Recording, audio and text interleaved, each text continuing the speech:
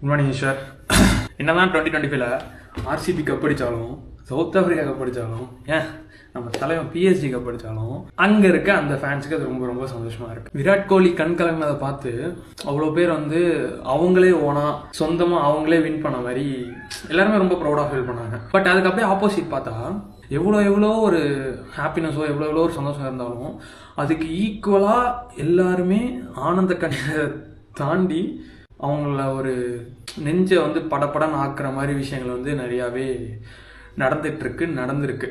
So ஒரு ஊருக்கு புதுசாக போயிட்டு என்னோடய லைஃப்பை நியூவாக தொடங்கலான் இருக்க ஒரு பர்சன்ஸாக இருக்கட்டும், இல்லை ஒரு ஃபேமிலியே வந்துட்டு நான் அங்கே போயிட்டு ஹெல்த்தியராக வாழ போகிறேன்னு இருக்க ஒரு ஃபேமிலி ஆகட்டும், இல்லை ஃப்யூச்சரில் நான் எம்பிபிஎஸ் ஆயிடுவேன், எங்கள் ஊரில் இருக்க கிராமத்தை போயிட்டு அங்கே இருக்க எல்லாருக்கும் நான் இலவசமாக ஹெல்த் ட்ரீட்மெண்ட் பண்ணுவேன் அப்படின்ட்டு பக்கத்தில் இருக்க ஃப்ரெண்டோட உட்காந்து அந்த எம்பிபிஎஸ் ஹாஸ்டலில் உட்காந்து சாப்பிட்ட ஒரு பையனாக இருக்கட்டும், இவங்க எல்லாருமே வந்துட்டு ஏதோ ஒரு ஒரு ட்ரீமோட இப்படிலாம் மாற்றிடுவோம் அப்படின்னு சொல்லிட்டு திங்க் பண்ணிட்டு இருந்திருப்பாங்க. பட் அவங்களோட லைஃப் வந்து இப்படிங்கிறதுக்குள்ள வந்துட்டு எப்படி அது முடிஞ்சதுன்னே யாருக்குமே தெரில. அது முடிஞ்சும் அதில் சொல்லவே வார்த்தைகள் வர மாட்டேங்குது. ரொம்ப கஷ்டமாக தான் இருக்குது.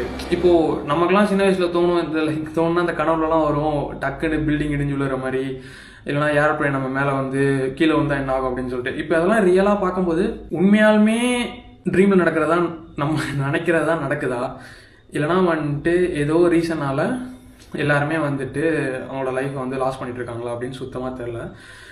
இவ்வளோ நடந்தும் சரி, இன்னைக்கு தூங்க எஞ்சி நாளைக்கு காலையில் முழிப்போமான்னு கூட தெரில. அப்பயுமே வந்துட்டு ஏதோ ஒரு பாஸ்டில் நடந்த ஒரு விஷயத்துக்காக வந்து இன்ன வரைக்கும் ஓவர் திங்க் பண்ணி மென்டல் ஸ்ட்ரெஸ் ஆகி சூசைட் அட்டெம்ப்ட் பண்ணுறவங்களா இருக்கட்டும், இல்லைனா வந்து உங்கள் கூட இருக்கவங்களே வந்து சூசைட் பண்ணி சாகிறதா இருக்கட்டும், இல்லைனா வீட்டில் அப்பா அம்மா திட்டாங்கன்னு சொல்லி அப்பா அம்மாவை அடிக்கிறதோ, இல்லை அவங்களோட பேசாமல் இருக்கிறதோ, லைஃப் லாங் வந்து ஒரு கண்டிஷனோட வாழ்கிறதோ வந்து இல்லாமல் இருந்தால் ரொம்பவே சந்தோஷமாக இருக்கும்.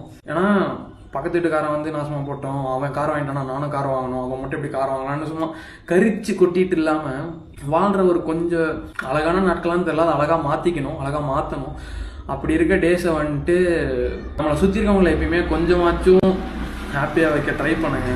சிரிச்சுட்டு கொஞ்சமாச்சும், ரொம்ப சிரிக்கிறதுக்கான டைமே கிடைக்காத மாதிரி ரொம்பவே நிறையா விஷயங்கள் நடந்துகிட்ருக்கு. ஸோ இதை நான் மட்டும் யோசிச்சோ, இல்லை நான் சும்மா ஒரு வீடியோ போட்டு வந்து உங்களை வந்து புஷ் பண்ணி இது பண்ண முடியாது. இது நீங்கள் வந்து உங்களுக்கு டேரெக்டாக இங்கே வந்து அது புரிஞ்சு அது வந்து ஒரு இன்ஃப்ளூயன்ஸ் ஆகாமல் இம்பேக்ட்ஃபுல்லாக இருக்கணும். Life has no rewind. So enjoy every moment. எல்லாரையுமே ரொம்ப சந்தோஷமாக வச்சுக்கோங்க. இன்றைக்கி நல்லா இல்லைனாலும் நாளைக்கு நல்லா இருக்கட்டும். தேங்க்யூ.